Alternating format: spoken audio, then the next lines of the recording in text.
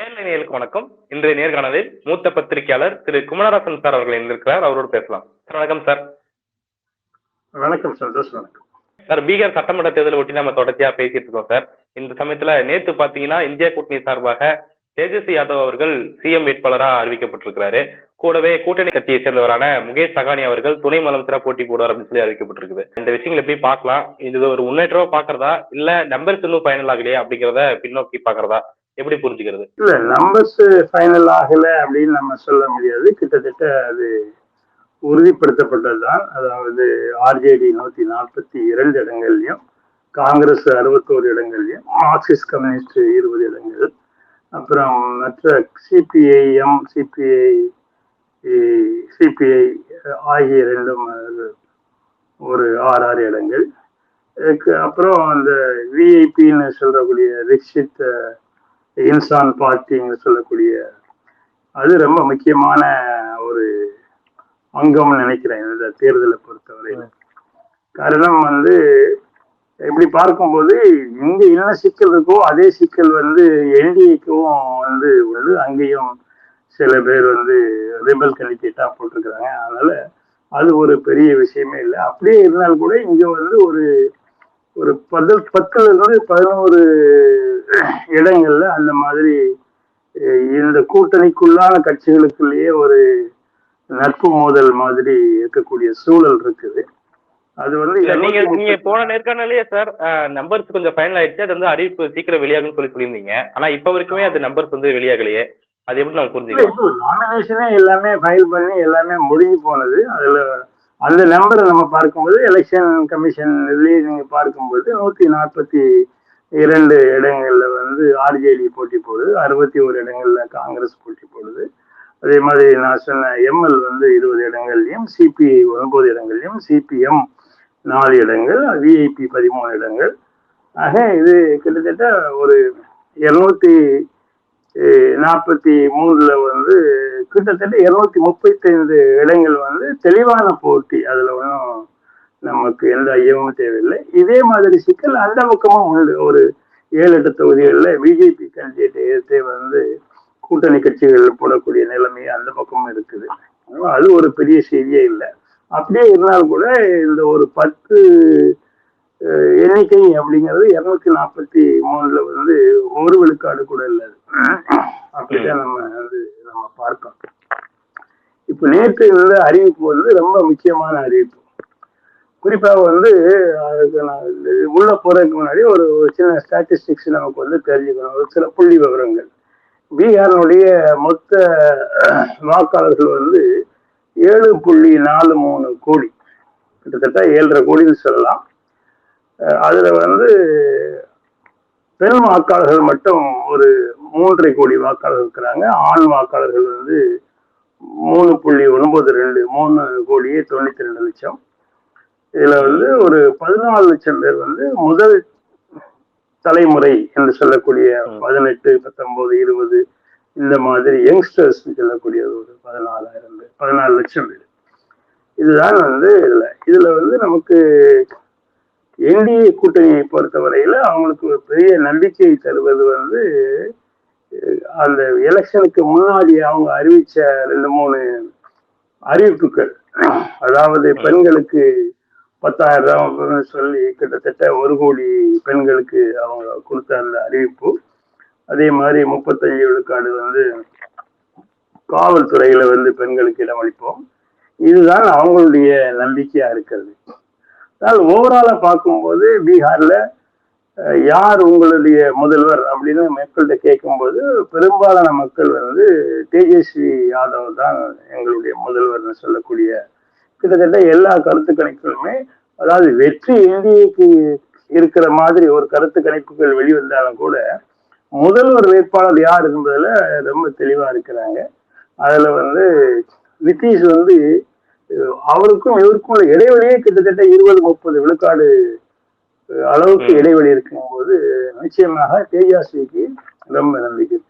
இதுக்கு வரைக்கும் சொல்லிக்கிட்டு இருந்தது காங்கிரஸ் தன்னுடைய முதல்வர் யாருன்னு சொல்லாம இன்னும் சண்டை போட்டு இருக்கிறாங்க அப்படிங்கிற மாதிரி என்டிஏ திரும்ப திரும்ப சொல்லிக்கிட்டு இருந்தாங்க. அதற்கு ராகுல் காந்தி ஒரு முற்றுப்புள்ளி வைத்திருக்கிறார். அதுக்கு மட்டுமல்ல, அதை அதாவது முதல்வராக தேஜஸ்வி இருக்கிறார் என்பதை விட அதை விட முக்கியமான ஒரு அறிவிப்பு என்னன்னா துணை முதல்வர் அறிவிச்சிருக்கிறாங்க பாத்தீங்களா. அந்த சாணிங்கிற இருக்கிற துணை முதல்வர் விஐபி பார்ட்டி, அதுதான் ரொம்ப முக்கியமானது.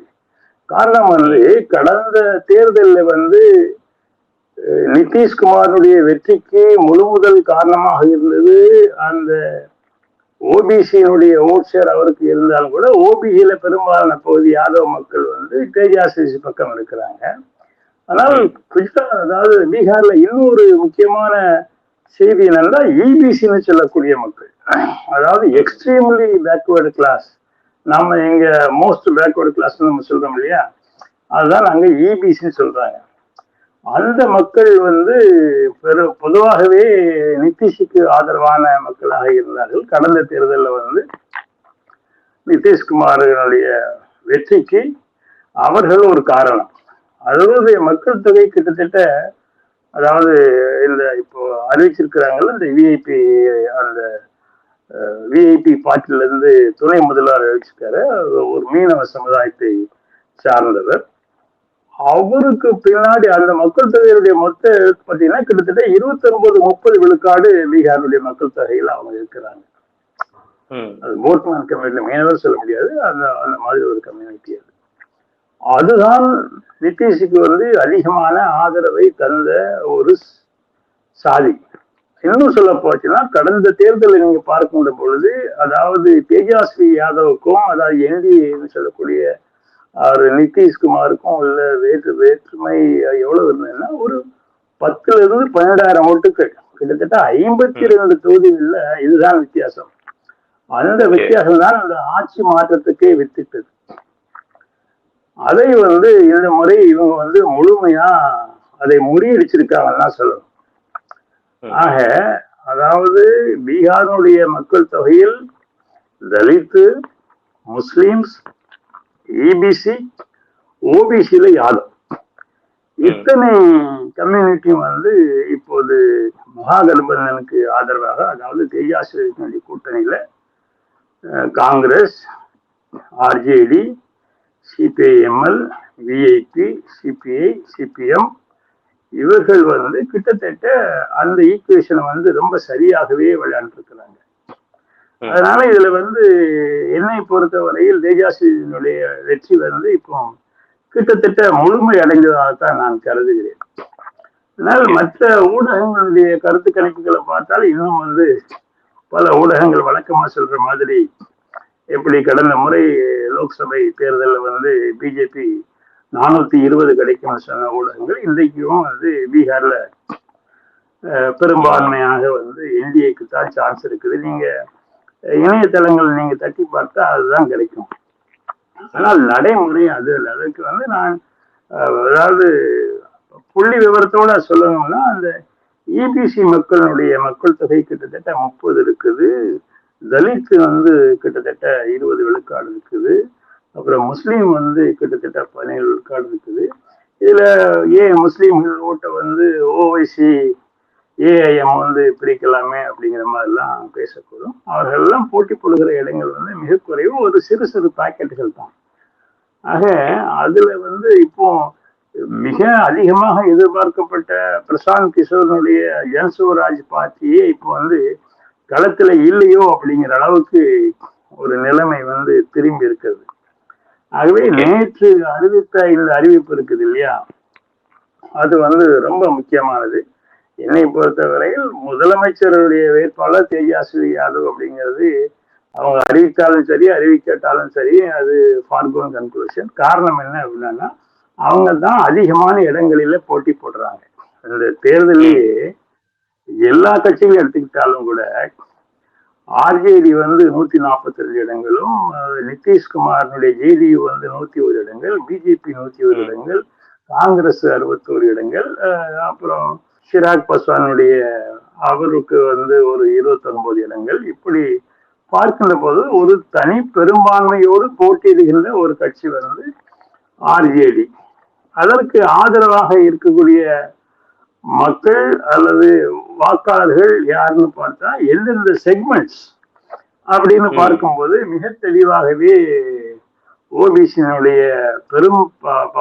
அதாவது பெரும்பான்மையாக இருக்கிற யாதவ் மக்களும் அதே மாதிரி இபிசி என்று சொல்லக்கூடிய அந்த எக்ஸ்ட்ரீம்லி பேக்வர்டு கிளாஸ் சொல்லக்கூடிய அந்த மக்களுடைய பிரதிநிதியா வந்து இன்றைக்கு துணை முதல்வரா அதற்கு அறிவித்தது காரணமே அதுதான் நினைக்கிறேன். ஆக இத்தனை இதை நாம் வந்து இந்த புள்ளி விவரங்கள்லாம் சேர்த்து பார்க்கின்ற பொழுது இதையெல்லாம் தாண்டி என்டிஏ கூட்டணி வெற்றி பெறணும்னா அதற்கு ரெண்டு காரணங்கள் தான் இருக்க முடியும். ஒன்று வந்து தேர்தல் ஆணையம்,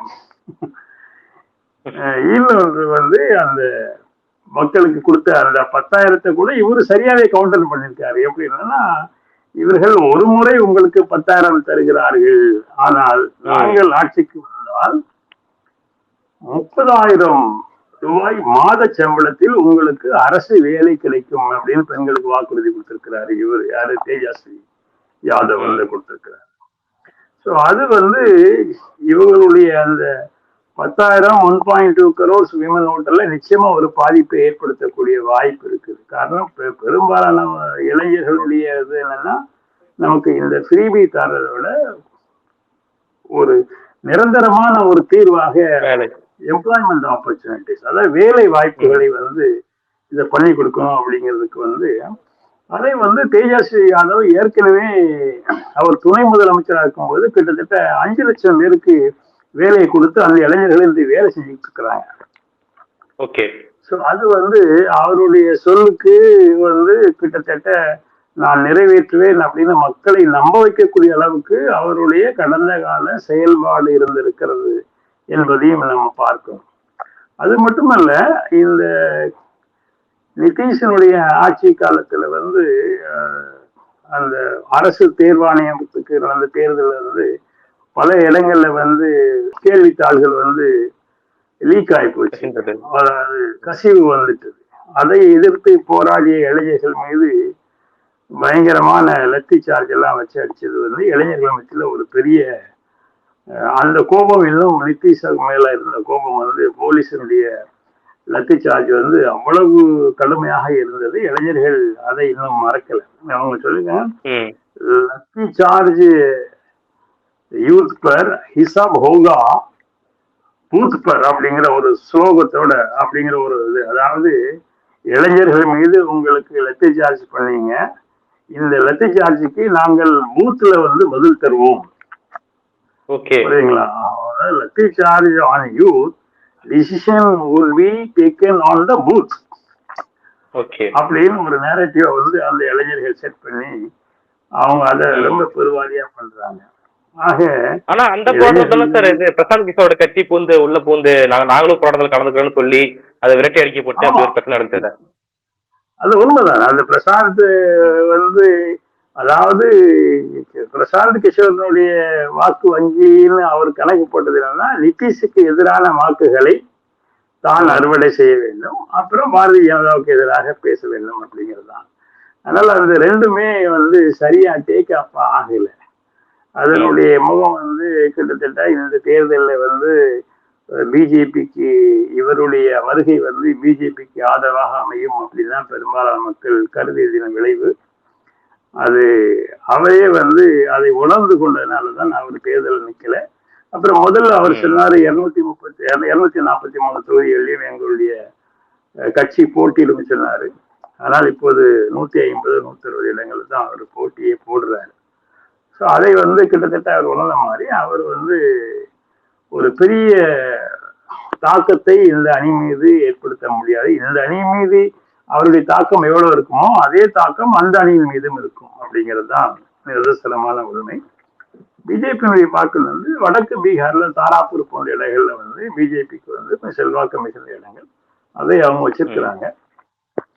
அதுல பெருசு இல்லை அப்படின்னா, திரும்ப அமித்ஷாட்ட கேட்கும் போது வந்து அமித்ஷா சொன்ன பதில் வந்து நிதிஷனுடைய தலைமையில் தான் நாங்கள் போட்டியிடுகிறோம் அப்படின்னு. எப்படி மகாராஷ்டிராவில் சொன்னாங்க இல்லையா, சிந்தி தான், அதாவது நம்முடைய பட்னாவிஸும் சிந்தியும் இருந்து அவங்க எலெக்ஷன் பிரச்சாரம் பண்ணும்போது நிருபர்கள் கேட்டாங்க.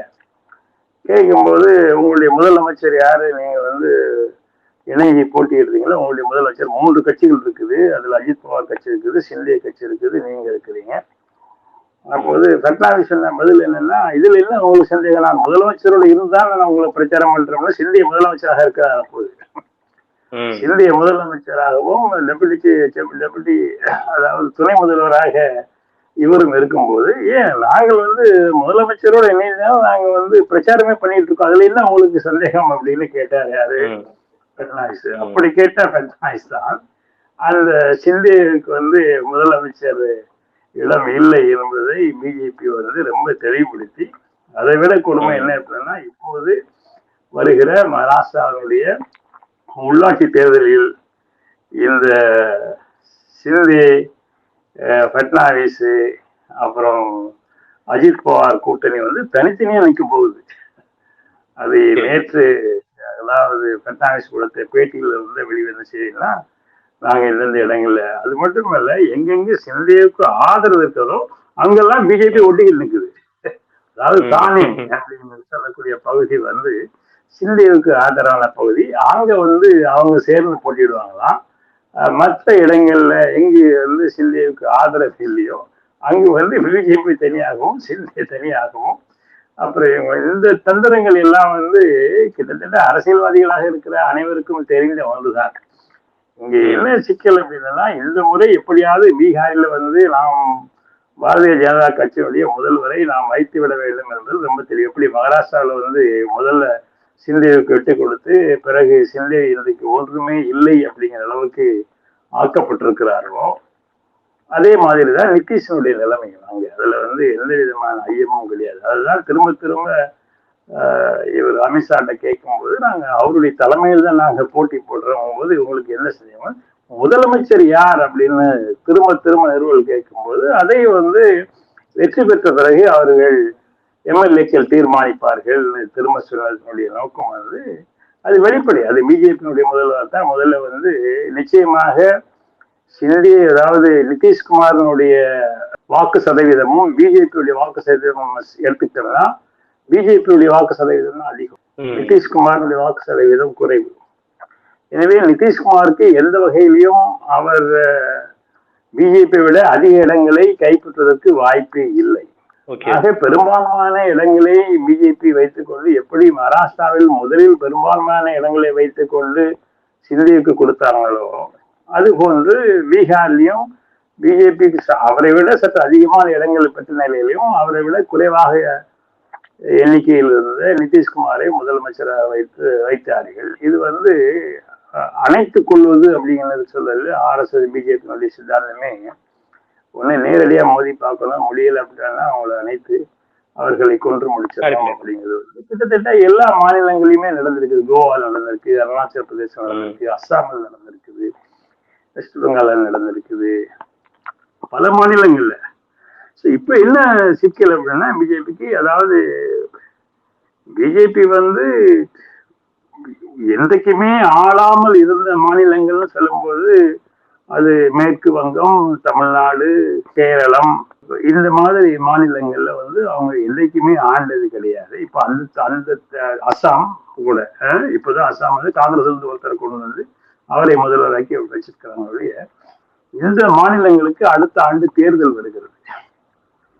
ஸோ அவர்கள் என்றுமே ஆளாத மாநிலங்களுக்கு தேர்தல் வரும்போது இந்த தேர்தல் அவங்களுக்கு ரொம்ப முக்கியமான தேர்தலா அவங்க பார்க்குறாங்க. அதனால எப்படியாவது நாம் வட இந்தியாவில் எல்லா இடங்கள்லையும் பிஜேபியினுடைய முதல்வர், பீகார் மட்டும் தவிர, அதாவது பாரதிய ஜனதா அதிகமாக இருந்தாலும் சரி குறைவாக இருந்தாலும் சரி அவர்கள் தான் முதல்வராக இருந்திருக்கிறார்கள். அது ஹரியானா சரி, ராஜஸ்தான், மத்திய பிரதேஷ், இந்த மாதிரி வட இந்திய பெல்ட்னு சொல்றோம்ல, நார்த் பெல்ட்னு சொல்றோம், கவ் பெல்ட்னு சொல்றோம் இல்லையா, இல்ல பீமார் ஸ்டேட்னு சொல்லுவாங்க. அது பீகார், மத்திய பிரதேஷ், உத்தரப்பிரதேஷ் இதெல்லாம் சேர்த்து அதுக்கெல்லாம் அனைத்திலையுமே பிஜேபி முதலா இருக்கும்போது இந்த ஒண்ணு நிதிஷ்குமாருங்கிற ஒரே ஒரு முள் மட்டும் குத்திக்கிட்டே இருக்குது அவங்களுக்கு. அதை இந்த தேர்தலோடு அதை அப்புறப்படுத்தி விடுவார்கள் அப்படிங்கிறது வெள்ளிடை மலையாக தெரிகிறது. அதுக்கு வலு சேர்க்கிற மாதிரி தான் இந்த முறை. ஏன் நம்முடைய ராம்விலாஸ் பாஸ்வானுடைய மகன் சிராக் பாஸ்வானு கூட பிஜேபியை மிரட்டக்கூடிய அளவுக்கு அவரு, நீங்க இல்லை அப்படின்னா நாங்க யாரு அந்த பிரசாந்த் கிஷோரோட நான் போயிட்டு அது வந்து வலுவாகிடும் அப்படின்லாம் மிரட்டித்தான் 29 சீட்டை வாங்கியிருக்காரு. அப்படின்னா கடந்த முறை ஒரே ஒரு எம்எல்ஏ வைத்திருந்த ஒருத்தர் இந்த முறை 29 சீட்டுன்னா இதுவே அவர்களுடைய அதாவது வலிமையற்ற தன்மையை வந்து வெளிக்காட்டுற மாதிரி தான். இவங்களுக்கெல்லாம் 29 சீட்டு கொடுக்கறது அது நேர் எதிரானவர், அதாவது நிதிஷுக்கு நேர் எதிரானவர் யாரு, சிராக் பாஸ்வான். அப்படிப்பட்ட சூழல்ல வந்து அது பல இடங்களில் வெளிப்படுது. அவங்களுக்கு இருக்கிற ஒரே ஹோப், அதாவது நம்பிக்கை வந்து இந்த எஸ்ஐஆர்ல 65 லட்சம் வாக்காளர்களை வந்து அவங்க பாக்குறாங்க. ஒவ்வொரு முறையும் வந்து இது இந்த திட்டத்தை கிட்டத்தட்ட எல்லா மாநிலங்களையும் நடைமுறைப்படுத்திடலாம், நமக்கு ஆதரவாக வாக்களிக்காத அனைத்து வாக்காளர்களையும் வாக்காளர் பட்டியலிருந்து நீக்கி விட்டார், நமக்கு வந்து ரொம்ப தூதுவாக அமையும் அப்படிங்கிற நிலைக்கு அவங்க போயிட்டாங்க. அதன் விளைவுதான் வந்து முதல்ல 1 கோடி வாக்காளர்கள், பிறகு சுப்ரீம் கோர்ட்டுக்கு சட்டம் போட்ட உடனே இப்ப 65 லட்சம். அந்த 65 லட்சமும் வந்து திரும்ப சுப்ரீம் கோர்ட்டே வந்து மானிட்டர் பண்ணி இதுல வந்து உச்ச நீதிமன்றம் வந்து அது எப்படி நடந்து கொள்கிறது என்பதையும் பார்க்க வேண்டும். தேர்தலுக்கு முந்தி வந்து அவங்களுக்கு ஒரு சரியான தெளிவான தீர்ப்பை கொடுத்தாதான் இதை வந்து முழுமையா நாம் நம்ப முடியும். 65 லட்சம் வாக்காளர்களை ஒரு சில நாட்களே இருக்கின்ற சூழல்ல வந்து அவங்க வந்து தான் இந்த இந்திய நாட்டினுடைய பிரஜை அப்படின்னு நிரூபிக்கக்கூடியதை அவர் நிரூபித்தால்தான் அந்த வர முடியும் அப்படிங்கிற நிலைமையை வந்து இன்னைக்கு தேர்தல் ஆணையம் வந்து உருவாக்கி வச்சிருக்கிறது. இதே நிலையை வந்து அடுத்த தமிழ்நாடு, கேரளா, அஸ்ஸாம் மற்ற மாநிலங்களும் பயன்படுத்த நினைக்கிறாங்க. எனவே உச்ச நீதிமன்றம் வந்து இந்த ஜனநாயக குரல் வலை நெரிக்கப்படும் போது அது எப்படி தன்னை நிலைநிறுத்திக் கொள்கிறதுங்கிறதும் ஒன்று. இந்த ரெண்டும் தான் இந்த ஒரு வேளை, அதாவது இப்போது இருக்கிற நிலைமை பார்க்கும்போது நிச்சயமாக மகாகட்பந்தன் வந்து வெற்றி பெறுவது அதிகமான சாத்தியக்கூறுகள் இருக்கின்றன. இதையெல்லாம் தாண்டி என்டிஏ வெற்றி பெற வேண்டுமானால் 2 விடயங்கள். ஒன்று வந்து அந்த எஸ்ஐஆர், அதுல வந்து தேர்தல் ஆணையத்துக்கு ஆதரவாக 65 லட்சம் மக்கள், அதாவது பிஜேபிக்கு ஆதரவு அளிக்காத மக்கள் என்று அவர்கள் எண்ணக்கூடிய ஒரு 65 லட்சம் வாக்காளர்களுடைய வாக்குரிமை பறிக்கப்பட்டது அப்படின்னு நம்ம சொல்ல முடியும். அதே மாதிரி இந்த 1,20 லட்சம் பெண்களுக்கு அவங்க கொடுத்த 10,000 ரூபாய்ங்கிறது வந்து எந்த அளவுக்கு தாக்கத்தை ஏற்படுத்துகிறது அப்படிங்கிறதையும் நம்ம பார்க்க முடியும். என்ன சொல்லப்போனா இந்த திட்டங்கள் கூட ஏற்கனவே இது ஆர்ஜேடியால அறிவிக்கப்பட்ட திட்டங்கள் தான். இந்த 125 யூனிட்னு சொல்றது இருக்குது, அது ஆர்ஜேடி வந்து ஏற்கனவே அவங்களுடைய மேனிஃபெஸ்டோலயே கொடுத்த திட்டம் தான் அது. இவங்க வந்து அதை காப்பீடுக்கு இவங்க வந்து 125 யூனிட். ஒரு காலத்துல வந்து பிரதமர் மோடி வந்து இங்க பேசும்போது இதெல்லாம் ரேவடி கல்ச்சர், அதாவது ஃப்ரீபி தர்றது, தமிழ்நாடு வந்து மிக மோசமான முன்னுதாரணமாக இருக்கிறது, 100 யூனிட் மின்சாரம் கொடுப்பதும் சரி, மக்களுக்கு உரிமத்தை கொடுப்பதும் சரி, இதெல்லாம் இந்தியாவில் வந்து மோசமான முன்னுதாரணம், இது பப்ளிக் மனத்தை எடுத்து இவங்க இப்படி எல்லாம் பண்றாங்க அப்படின்லாம் சொன்னது. இப்போ அதே பிஜேபி கிட்டத்தட்ட அந்த நிலைமைக்கு போயிருக்குது. இது வந்து இது சமூக நீதிக்கும் ஜனநாயகத்துக்குமான காப்பாற்றுவதற்குமா இருக்கக்கூடிய அந்த முயற்சியில வந்து அப்படித்தான் இந்த போட்டியை வந்து நம்ம பார்க்கணும். ஏன்னா பிஜேபியினுடைய அடிப்படை வந்து மதவாதத்தின் மூலம் மக்களை பிரித்து நாம் அதிலே வந்து பெரும்பாலான மக்கள் இந்துக்கள் என்று சொல்லி ஓட்டு வாங்க முடிகிறது. ஆனால் அந்த நிலை பீகாரை பொறுத்தவரையில் ஒரு சமூக நீதி மாநிலமாக, குறிப்பாக மண்டல் கமிஷனுடைய அறிவுக்கு பிறகு அங்கிருந்த தலைவர்கள் கற்பூரி தாக்கூர், ஜெயபிரகாஷ் நாராயணன், ராம் மனோகர் லோகியா, அப்புறம் நிதிஷ்குமார் போன்ற அனைவருமே வந்து சமூக நீதிக்கு ஆதரவாக குரல் கொடுத்தவர்கள். கிட்டத்தட்ட அதோட போலரைசேஷன் வந்து இப்ப ரொம்ப தெளிவாகவே பீகார்ல தெரியுது. இது பீகார்ல மட்டுமல்ல, மத்திய பிரதேசம் கூட. அதோட இன்னொரு செய்தி உங்களுக்கு இதுல பதிவு பண்ண நான் நினைக்கிறேன். மத்திய பிரதேசம் வந்து இப்போது அதாவது இடஒதுக்கீட்டு சம்பந்தமாக ஓபிசி, பிசி, எஸ்சி, எஸ்டி இவர்களுடைய அத்தனையும் கூட்டி பார்க்கும்போது தமிழ்நாட்டை விட அதிகம். இப்ப இந்தியாவிலேயே வந்து தமிழ்நாடுல தான் வந்து இடஒதுக்கீடு வந்து 69 விழுக்காடு. அதை நாம் 9வது அட்டவணை சேர்த்து நமக்கு ஒரு பாதுகாப்பை தேடி இருக்கிறோம். இப்போ மத்திய பிரதேசம் அதை 23 விழுக்காடு கொண்டு போயிட்டு ஓகே. அது அதை எதிர்த்து இப்போ சுப்ரீம் கோர்ட்ல வழக்கெல்லாம் தொடர்ந்துருக்கிறாங்க. இது முறையானது. அந்த வழக்குக்கு யார் அதாவது வாதாட போகிறார் என்றால் மத்திய பிரதேச மாநிலம், அது பிஜேபி ஆளுகிற மாநிலம், மத்தியிலே இருக்கிற பிஜேபி அரசை எதிர்த்து அல்லது யார் அதற்கு எதிராக போட்டியிட்டார்களோ அவர்களை எதிர்த்து வழக்காடுவதற்கு நியமித்திருக்கின்ற வழக்கறிஞர் திமுகவினுடைய மாநிலங்களவை மக்களவை உறுப்பினர் வில்சன் அவர்கள். அப்படிதான் எவ்வளவு தெளிவா இருக்கிறாங்க. அதாவது சமூக நீதியை காப்பாற்றப்பட வேண்டுமானால் நமக்காக வாதாடக்கூடியது திமுக தான். திமுகவுடைய வழக்கறிஞர் அப்படின்னு மத்திய பிரதேச மாநிலம் திமுகவுடைய வழக்கறிஞரை இந்த இடஒதுக்கீடு சம்பந்தமாக வாதாடுவதற்கு நியமித்திருக்கிறது என்றால் இந்தியா எந்த அளவுக்கு சமூக நீதி கோட்பாட்டிலே, அதாவது கட்சிக்கு அப்பாற்பட்டு சிந்திக்கிறது என்பதை நாம் தெரிந்து கொள்ளலாம். எனவே இது ஒவ்வொரு மாநிலங்களும் பரவதுக்கு வாய்ப்பு இருக்கு. அதனுடைய முதல் கட்டமாக பீகாரினுடைய தேர்தல் அமைவதற்கு நான் கருதுறேன். இறுதியாக சார், இப்போ நேற்று அறிவிப்பு வெளியிருக்கு. இந்த சமயத்துல பிரதமர் மோடி அவர்கள் இன்னைக்கு பிரச்சாரம் பண்ண போறாரு பீகார்ல அப்படின்னு சொல்லி செய்திகள் சொல்லுது. இது எப்படி புரிஞ்சுக்கலாம்? எந்த மாதிரியான தாக்கம் ஏற்படும் நீங்க பாக்குறீங்க? பிரச்சாரத்தை நேற்றே ஆரம்பிச்சாரு. இன்னைக்கு அங்க பேசியிருக்காரு. அதாவது 100 ஆண்டு கால அந்த குண்டா ராஜ்யம் தொடரக்கூடாது. அதாவது இந்த பீகார் மாநிலத்தை இவர்கள் நாசப்படுத்தியிருக்கிறார்கள் அப்படின்லாம் பேசுறதெல்லாம் இன்னைக்கு பத்திரிகையில ரொம்ப பெரிய அளவுல பெருசா வந்திருக்குது. அதையெல்லாம் பார்த்து அந்த மக்கள் நகைப்புக்கு தான் உள்ளாகும் ஒழிய அது காரணம். அது திரும்ப திரும்ப தேஜா சொல்லுதான், எத்தனை நாளைக்கு இன்னும் அடுத்த வரையே குறை சொல்லிட்டு இருக்க போறீங்க, நீங்க என்ன பண்ணீங்க அப்படிங்கறத நீங்க சொல்லுங்க அப்படின்னு அவங்க உடனே பதில் கொடுத்துருக்குறாங்க. இன்னைக்கும் நீங்க நாடாளுமன்றத்துல பேசும்போது ஏதாவது பேசுறதா இருந்தாலும் ஜவஹர்லால் நேரையும் இந்திரா காந்தியையும் ராஜீவ் காந்தியும் தான் பேசுறவங்களே, நீங்க என்ன பண்ணீங்கிறத சொல்ல மாட்டேங்கிறீங்க. அதே தான் பீகார்லயும் நடக்குது. 30 ஆண்டு காலம் நாங்க குண்டார்களுடைய ஆட்சியை நடத்தினோம், மக்கள் வேதனை இருந்தார்கள், முன்னேற்றம் இல்லை, இப்படிலாம் சொல்லுவேன். நீங்க ஆண்டு இருக்கும் போது நீங்க என்ன பண்ணீங்க அப்படிங்கிறத சொல்லி ஓட்டு கேட்கலாமே. அதை விட்டுட்டு எத்தனை நாளைக்கு இன்னும் அடுத்தவர்களையே குற்றம் சாட்டி கொண்டிருக்க போகுதுன்னு உடனடியாக அவங்களுக்கு பதில் கொடுத்திருக்கிறார்கள்.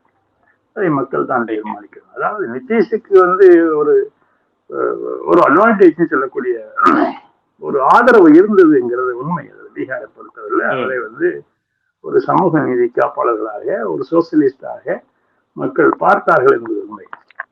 அதை அவரே இப்போ கிட்டத்தட்ட முழுமையாக கெடுத்துக்கிட்டாரு அப்படிங்கிற நிலைக்குத்தான் இருக்கு. அவருடைய அந்த சொந்த சாதி தவிர மற்றவர்கள் இப்போது அந்த முந்தி அவரை பார்த்த அந்த மனநிலையோடு இப்போது அவரை பார்ப்பதற்கு மக்கள் தயாராக இல்லை அப்படிங்கிறது தெரியுது. இல்லைன்னா அவர் இந்த அளவுக்கு பிஜேபியோட அவர் இணைந்த பிறகு பிஜேபிக்கு அதிகமான எண்ணிக்கையில கடந்த தேர்தலில் கொடுக்கப்பட்ட இடமும் இவருக்கு மிக குறைவாக அங்கிருந்தே அவருடைய சரிவு தொடங்கிட்டு. எனவே இதற்கு பிறகு இந்த தேர்தலுக்கு பிறகு கூட நிதிஷனுடைய நிலைப்பாடு என்னவா இருக்கும் அப்படின்னு நம்மளால சொல்ல முடியாது. இது இப்போ ஒருவேளை நம்முடைய அதாவது தேஜஸ்வி யாதவ் வெற்றி பெற்றால் அதற்கு பிறகு மத்தியிலே கூட சில மாற்றங்கள் வருவதற்கான வாய்ப்பு உண்டு. இது பிற மாநில தேர்தல்களை பாதிக்கும் என்பது ஒன்று. அப்புறம் இவர்கள் ஏற்கனவே அழைத்து வந்திருக்கு. ஏன்னா மகாராஷ்டிராவில் கூட இப்போ சிந்தேவனுடைய எம்பிக்களுடைய ஆதரவும் இந்த அரசுக்கு இருக்குது இல்லையா? அதே மாதிரி அஜித் பவாருடைய ஆதரவும் இந்த அரசுக்கு இருக்கிறது. நிதிஷ்குமாரனுடைய எம்பிக்கள் ஆதரவு இந்த அரசுக்கு இருக்கு. சந்திரபாபுடைய ஆதரவு இங்க இருக்குது. இவர்கள் இவர்களுடைய ஆதரவில் அது ஒரு மைனாரிட்டி கவர்மெண்ட் சொல்லக்கூடிய மாதிரி தான் இன்றைக்கு ஒன்றிய அரசு இயங்கி கொண்டிருக்கிறது. அதிலே கூட சில மாற்றங்கள் வருவதற்கான வாய்ப்பு இருக்கும் என்று கருதுகிறேன். ஓகே, பொறுத்து பார்க்கலாம் சார் நடக்குதுன்னு. நிறைய விஷயங்களை பகிர்ந்தீங்க. மிக்க நன்றி சார். நன்றி, மகிழ்ச்சி.